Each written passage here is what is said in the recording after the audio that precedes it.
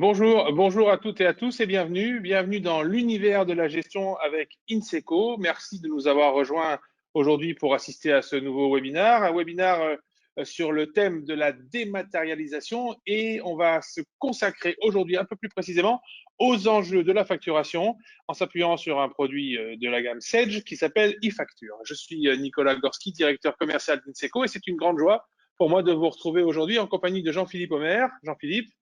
Bonjour Nicolas, bonjour à toutes et tous. Merci, bienvenue Jean-Philippe. Alors Jean-Philippe Omer, vous le connaissez certainement, c'est le monsieur solution de gestion de l'équipe Inseco. C'est celui qui sera capable de vous accompagner en avant-vente dans la définition de vos projets, mais également dans l'installation et dans le déploiement des solutions que vous aurez choisies avec toute son équipe de consultants. Notre savoir-faire est là, vous accompagner dans le développement de notre activité. C'est vraiment la mission que nous suivons chez Inseco avec cette volonté qui est la nôtre, évidemment, de vous informer, c'est le cas aujourd'hui avec ce webinaire, et de vous former pour vous permettre d'agir avec efficacité et d'optimiser en tout cas ou d'améliorer votre quotidien en utilisant les solutions que nous vous proposons. Peut-être avez-vous assisté début juillet à ce webinaire un peu généraliste, on va dire, sur les enjeux de la dématérialisation, webinaire au cours duquel nous vous avions fait une promesse, c'était de vous retrouver au mois de septembre pour faire des webinaires un peu plus précis sur chacun des 5 usages que nous avions identifiés. Et c'est le premier aujourd'hui de cette liste avec les usages de la facturation.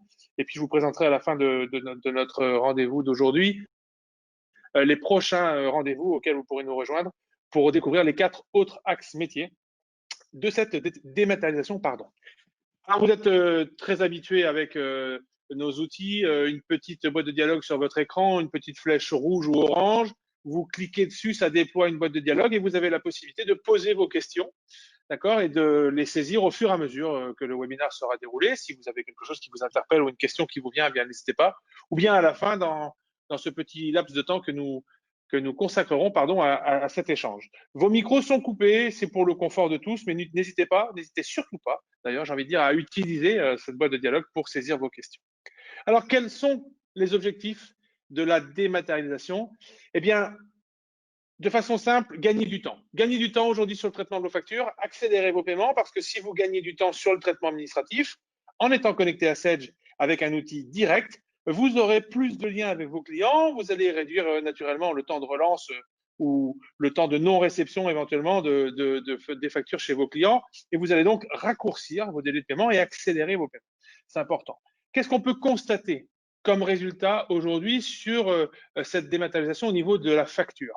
Eh bien, c'est un enjeu majeur pour l'entreprise parce que ça doit vous permettre de diminuer de 10 à 15 jours en moyenne le temps de traitement de vos factures et puis ça va engendrer surtout une réduction de 60% des coûts de traitement des factures. Tous ces documents factures vont devenir consultables de façon instantanée et sécurisée et ceci 24 heures sur 24. D'accord? Donc, tous vos clients pourront consulter les factures en ligne et les télécharger sans que vous soyez nécessairement à disposition pour leur fournir cet élément. Et donc, on peut en déduire assez facilement que cette solution de dématérialisation de facture va engendrer une réduction des coûts pour vos clients et vos fournisseurs de l'ordre de 50% d'ailleurs sur le traitement des factures. Une question qui revient régulièrement et qui nous est régulièrement posée sur le terrain par l'entreprise, c'est « Ok, je dématérialise, mais d'un point de vue légal, comment ça va se passer ?» Eh bien, cette solution est conforme à l'article 289V du Code général des impôts. D'accord, ce Sage e-facture nous garantit les 3 points essentiels, c'est-à-dire l'intégrité, l'authenticité et la lisibilité des factures. D'accord, vous êtes donc parfaitement en adéquation avec la loi. Et comme j'aurai l'occasion de le redire certainement en synthèse à la fin de ce webinaire, c'est que si vous travaillez avec un client qui s'appelle l'État, eh bien, vous le savez, avec la mise en place du portail Chorus Pro, vous êtes obligé de dématérialiser. Eh bien, cette solution e-facture va vous permettre d'ores et déjà de gagner du temps. Je ne vais pas prendre plus de temps pour vous présenter le contexte et les enjeux de ce webinaire. La promesse que nous faisons, c'est de passer 20 minutes ensemble pour ne pas prendre trop de votre temps, mais vous apporter le maximum d'informations. Et je passe donc la parole tout naturellement à Jean-Philippe qui va nous montrer comment, au quotidien, vous pouvez intégrer cette solution et quelles sont les manipulations, on va dire, les quelques clics à faire pour gagner du temps et donc de l'argent. Merci Jean-Philippe de nous montrer ça. Merci Nicolas pour cette introduction. Je vous propose de lancer cette gestion commerciale, donc nous sommes sur une version 7, et je vous propose un petit jeu de création d'un compte client, de vous montrer comment on propose à un client de dématérialiser des factures avec lui, de voir du point de vue client et du point de vue du fournisseur comment ça se passe, et après de faire une facture, et c'est pareil, de faire une transmission de la facture pour le client. Donc tout simplement dans Sage, je vais créer une société.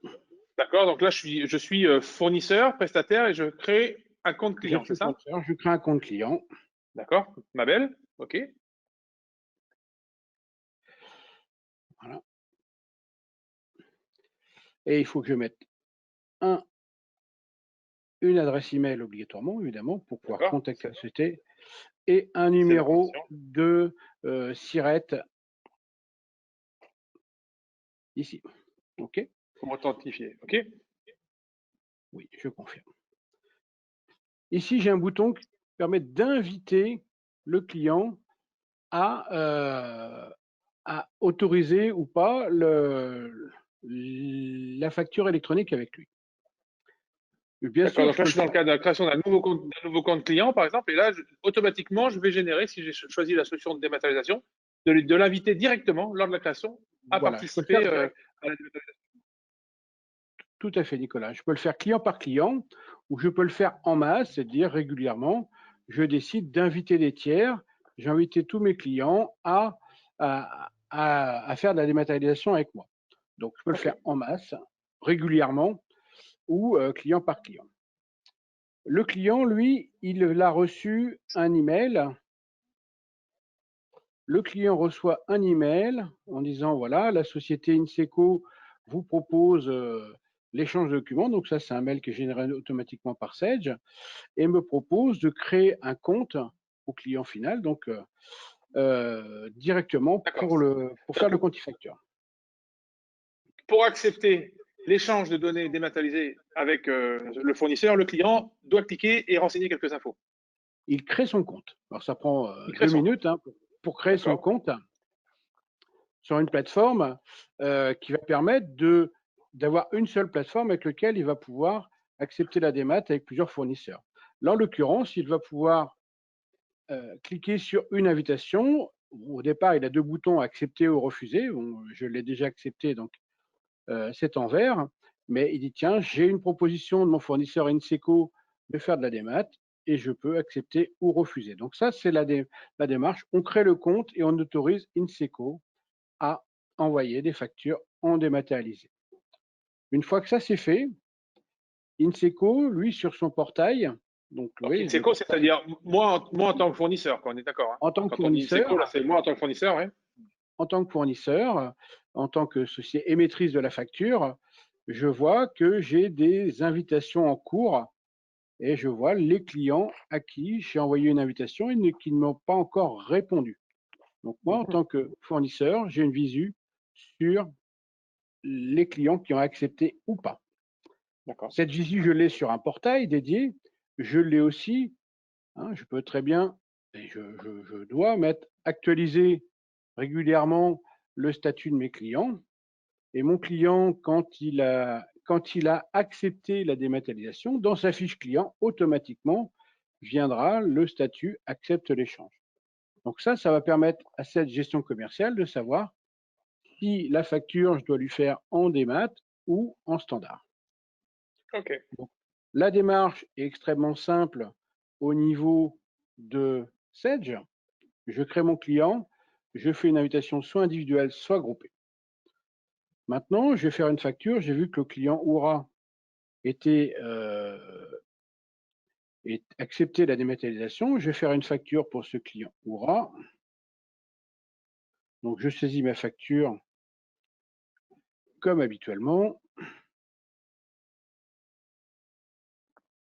Voilà, 3 jours de formation. Donc, la facture est la même que d'habitude. OK. Si je vais dans ma liste des factures, ma facture numéro 13 est ici. Je ne l'ai pas encore envoyée. Et maintenant, je vais demander à envoyer mes factures en dématérialisation. OK. Donc là, le logiciel me propose toutes les factures qui correspondent aux critères d'un client qui accepte les échanges dématérialisés. Donc là, j'ai plusieurs sociétés, Software, TDI et le client aura, et je décide comme ça d'envoyer ma facture, me demande le modèle d'impression, d'envoyer ma facture directement à mon client. Le client aura, lui, au niveau de sa boîte mail, il va recevoir un email, voilà, qui dit, bah voilà, vous avez reçu une facture, voilà, et le client peut cliquer sur le lien pour accéder à sa facture, et en cliquant sur le lien, il arrive sur la page d'accueil de son portail, sur lequel il va pouvoir, ici, trouver la liste des factures qu'il n'a pas encore ouvertes et celles qu'il a déjà ouvertes, toutes les factures. Il a tout son historique de factures ici. Donc ici, je vois qu'il a 2 factures à importer, donc la facture 11 et la facture 12. J'ai l'historique des changements de statut de ma facture et j'ai un aperçu du contenu de ma facture, okay, tel qui a été généré par Sage. Bien évidemment, je peux télécharger en PDF directement ma facture depuis là. Et au lieu de passer par un aperçu, ouvrir votre logiciel Player PDF pour ouvrir, imprimer, faire ce que vous voulez de la facture derrière. Donc la facture, elle a 2 statuts. Là, dans l'exemple, on a un statut de à importer, c'est-à-dire qu'elles n'ont pas encore été importées. Et j'ai, donc celle-là, la 11, je viens de la télécharger, donc il me l'a passé dans le statut à contrôler. Donc après, on peut gérer plusieurs étapes, c'est paramétrable, hein, mais ça me permet vraiment de voir les factures que j'ai déjà téléchargées ou celles que je n'ai pas téléchargées. Cette information, elle sera aussi visible pour le fournisseur, en l'occurrence Inseco pour le moment. Et là, j'ai une visibilité des factures qui ont été lues, ou enfin juste reçues et pas encore lues, ou de celles qui sont en cours de traitement par le portail. Donc comme ça, je sais celles que j'ai envoyées au portail e-facture qui n'ont pas encore été diffusées aux clients, celles qui ont été diffusées aux clients mais pas encore ouvertes, et celles qui ont été téléchargées par mes clients. Donc et là, tout ça d'un seul coup d'œil. Ça, d'un seul coup d'œil. Donc là, en termes de fluidité et de suivi des factures, effectivement, il y a un vrai gain de temps. On le comprend très bien.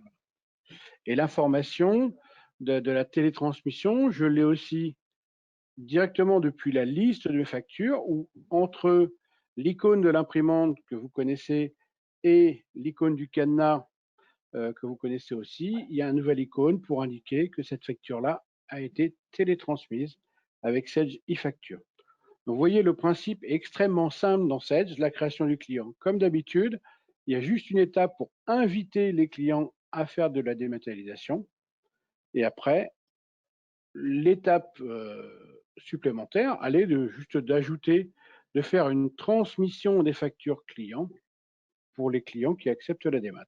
Donc c'est complètement transparent et simple pour les utilisateurs. Les clients, ils sont parfaitement informés pour la création du compte, bien sûr, et à chaque facture, ils vont recevoir un petit mail pour dire vous avez un document à récupérer, et ça va les connecter automatiquement à leur portail. Et donc c'est totalement transparent pour les clients et extrêmement simple et rapide pour le fournisseur. Voilà, Nicolas, en retour sur l'exploitation dans Sage, gestion commerciale. Donc merci Jean-Philippe, c'est très clair. Ça semble effectivement très fluide et c'est un des principaux gains, hein, c'est gagner en fluidité dans l'échange des factures, cette visibilité en temps réel pour savoir où en sont mes factures, si mes clients les ont bien reçues, traitées, contrôlées ou tout simplement pas encore ouvertes. Eh bien, on peut imaginer assez facilement qu'avec cette fluidité, on va réduire nos délais de recouvrement, c'est-à-dire que on ne pourra pas recevoir comme opposition, j'ai envie de dire, on n'a pas reçu votre facture. Ah, écoutez, elle est dans votre plateforme, d'accord? Donc, on va gagner dans ce sens-là. En faisant ça, on va augmenter notre retour sur investissement parce qu'on va réduire de près de 60% les coûts de traitement des factures, que ce soit auprès des clients tant auprès des clients, j'ai envie de dire, qu'auprès des fournisseurs. Donc ça, ce retour sur investissement va augmenter de façon sensible. Et enfin, comme je le disais tout à l'heure, juste avant ton intervention, Jean-Philippe, effectivement, je vais, entre guillemets, me mettre en conformité avec les obligations légales parce que depuis cette directive européenne de 2014 et la mise en place de la plateforme Chorus Pro, eh bien, vous êtes obligé de dématérialiser toutes les factures avec l'État si vous travaillez avec l'État. Donc, il y a vraiment beaucoup à gagner en utilisant cette solution de dématérialisation des factures qui est la solution e-facture de chez Sage. Jean-Philippe, est-ce que cette présentation et ce contexte que nous avons exposé ensemble a généré quelques questions chez nos auditeurs? Oui, Nicolas, il y a une petite question. Comment ça se passe pour les clients qui n'acceptent pas la dématérialisation? Donc, ils peuvent refuser ou ne pas répondre à la demande, hein, auquel cas le statut ne change pas dans Sage. Et à ce moment-là, il y a deux possibilités. Soit c'est vous qui allez faire deux opérations, une pour télédéclarer ce que les factures pour ceux qui acceptent la démat, ce qu'on vient de voir, l'opération qu'on vient de voir ensemble. Et après, vous allez refaire une deuxième opération telle que vous la faites aujourd'hui pour dire ceux qui n'acceptent pas la démat, genre j'imprime la facture en papier et puis j'envoie par la poste comme j'ai l'habitude de faire. Ou alors, il y a une petite option de cette e-facture qui permet de tout envoyer en dématérialisé. Et il y a un prestataire qui se chargera de réimprimer, d'imprimer vos factures et de les envoyer au format postal pour les clients qui n'acceptent pas ou qui n'ont pas encore accepté la dématérialisation. Donc, soit c'est vous qui le faites en deux opérations, soit vous envoyez tout d'un coup et après, c'est envoyé en démat automatique pour ceux qui l'acceptent et c'est imprimé et envoyé en voie postale pour ceux qui n'ont pas encore accepté la démat avec vous. Donc ça, c'est une option accessible avec cette e-facture. Il y a une autre question sur la durée de mise en place. Il faut prévoir entre une demi-journée et une journée grand maximum, hein. C'est souvent ce qu'on passe. Après, pour une société, après, c'est assez rapide à mettre en place. Quel est le retour que l'on a sur le taux d'acceptation des clients finaux? Alors, c'est assez variable des sociétés, ça dépend de la période. Effectivement, aujourd'hui, c'est complètement accepté. Tu l'as dit, Nicolas, de par l'obligation de travailler avec Chorus. Il y a beaucoup d'entreprises qui s'y sont mis les 2 dernières années. C'était moins le cas avant. Donc, le taux ne cesse d'augmenter. Donc, on est, après, je ne tiens pas de stats officielles là-dessus, mais entre 30 et 60% très régulièrement sur les projets clients. Merci beaucoup, Jean-Philippe. Oui, peut-être une autre question, oui, si tu veux, pas de problème. Bon, au niveau des questions, je regarde. Non, après, c'était ça correspondait aux questions auxquelles on a déjà répondu. Très bien. Merci pour tous ces points d'approfondissement et ces éclaircissements, Jean-Philippe. Merci de partager le planning de nos prochains webinaires. Donc, comme je vous le disais en préambule, ce webinaire est le premier d'une série de 5 consacrés au sujet de la dématérialisation. Et nous aurons le plaisir de nous retrouver le 29 septembre pour parler plus précisément des usages bureautiques avec la solution DocuWare. Le 1er octobre, un sujet qui va venir s'intercaler, qui sera la gestion commerciale, les nouveautés de la version 7 de la solution Sage Sensé de la gestion commerciale. Et puis, on reparlera encore une fois de dématérialisation le 8 octobre, mais là, plus précisément avec un sujet qui est un enjeu pour de nombreuses entreprises, qui est la signature électronique, avec une solution que nous vous présenterons. Le 13 octobre, nous nous consacrerons au sujet de la paye et des solutions RH en présentant une solution qui s'appelle Lucas. Et enfin, nous clôturerons cette série de webinaires consacrés à la dématérialisation. Évidemment, il y en aura d'autres après sur d'autres sujets, hein, rassurez-vous. Nous parlerons des usages comptables le 22 octobre pour boucler, entre guillemets, ces webinaires sur les sujets de la démat. D'ici là, n'hésitez pas à nous solliciter, à revenir vers votre interlocuteur préféré, que ce soit votre commercial, votre consultant avant-vente ou encore votre formateur si vous avez besoin de précision ou tout simplement si vous avez besoin de regarder un peu plus précisément comment nous pourrions vous accompagner dans le déploiement de ces solutions dans vos activités. Notre implantation qui s'affiche maintenant à l'écran, notre implantation régionale chez Inseco, nous permet d'être à proximité de nos clients et nous offre la possibilité et le grand plaisir de vous accompagner au quotidien en étant au plus près de vous. Inseco fait désormais partie du groupe Altior, au même titre que les marques Essentia, TDI Service et Timway. Et nous avons une implantation sur la grande région Nouvelle-Aquitaine qui, comme je le disais, nous permet d'être au plus près de nos clients de façon très réactive. Jean-Philippe, merci. Merci pour cette démonstration et cette explication. Merci à toutes et à tous de nous avoir suivis dans ce webinaire. Format très court, 20 minutes, consacré à un sujet précis. L'idée, c'est de vous apporter un maximum d'informations dans un minimum de temps. Merci de nous avoir accompagnés aujourd'hui. Merci Jean-Philippe pour cette démonstration. Nous sommes tous et toutes de l'équipe INSECO à votre disposition et à très bientôt.